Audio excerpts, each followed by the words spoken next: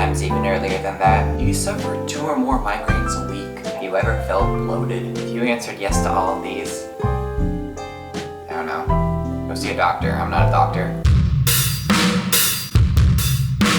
Welcome back to Amazingly Average, the show where anything goes because I have a wild imagination and no standards. It's a show with advice for amazingly average authors and actors. My name is John, and one time I got yelled at by a gym teacher because he locked me into a locker room during class. I was using the restroom while everybody else was getting dressed for the 1.5-mile run that day, and then he took everybody outside and locked me and this guy named Paul into the locker room. I'm pretty sure there could have been a terrible lawsuit if a fire happened because neither of us had cell phones at this point in time. That was my freshman year of high school. Dang. When was that? 2008? No, 2006. Dang, that was 11 years ago. About half an hour later, a substitute teacher and a student came to the locker room and unlocked the door so that they could get something. Me and Paul went out and we jogged all the way to the track. We went up to the gym teacher and told him what he did, and he said, "That's your last warning." For what? Bitch, what? I'm not gonna say the teacher's name, but if you went to high school with me, you could probably guess who the teacher was. Today's tip is for the amazingly average authors out there. IFA, Imaginary Frequency Advice. Thank you for tuning into station negative 253 XM, your Neptunian broadcast of questionable advice. UFOs, should you Instagram them or shoot them out of the sky? Unless you want to initiate intergalactic Armageddon, you better leave that shiz be, humans. Thanks for tuning in.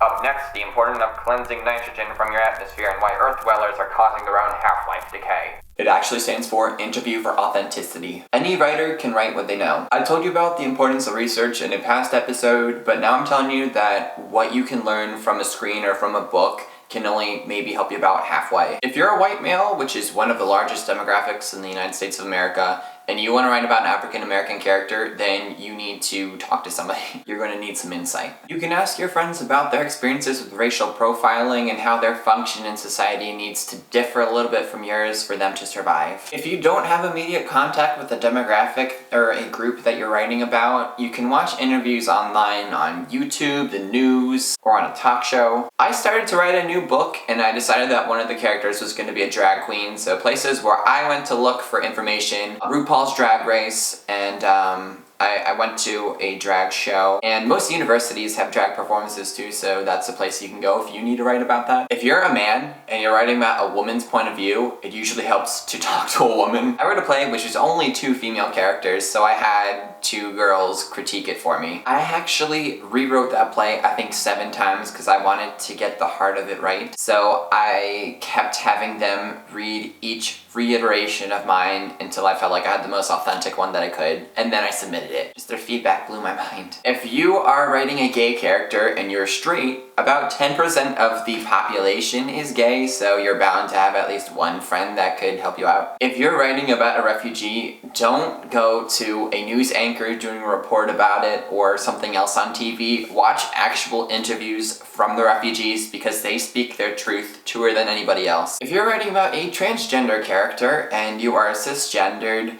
there are a lot of accounts on YouTube where people document them going through their entire transformation from male to female or female to male. And going straight to the source will give you the most accurate testimonial. Avoid stereotyping. Perpetuating stereotypes is only going to divide us further as a species. Perhaps you have a straight man that's a drag queen. Maybe your female character is the only person in her family who's an athlete and her 4 brothers aren't. What if your Asian neighbor's ancestry is the furthest thing from their mind? It was just part of them, but not the whole. Be a sleuth freaking detective and write the truest characters that you can, so that way you can get their truth out there and you can break down divides. And you can bring your audience into understanding what it's like to be in someone else's shoes. Knock knock. Who's there? Patsy Cline. Crazy.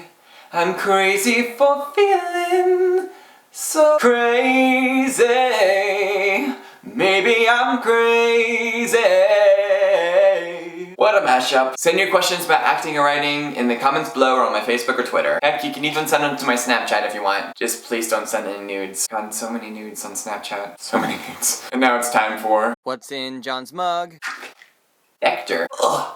Oh, I was expecting like the drink of Zeus or something, that hummingbird cocktail. If you like this video, then start taking notes whenever you hear something important from a friend or somebody else that you know. And if you don't have a pen and paper to do it, just put it in your phone. If you didn't, then maybe you're crazy.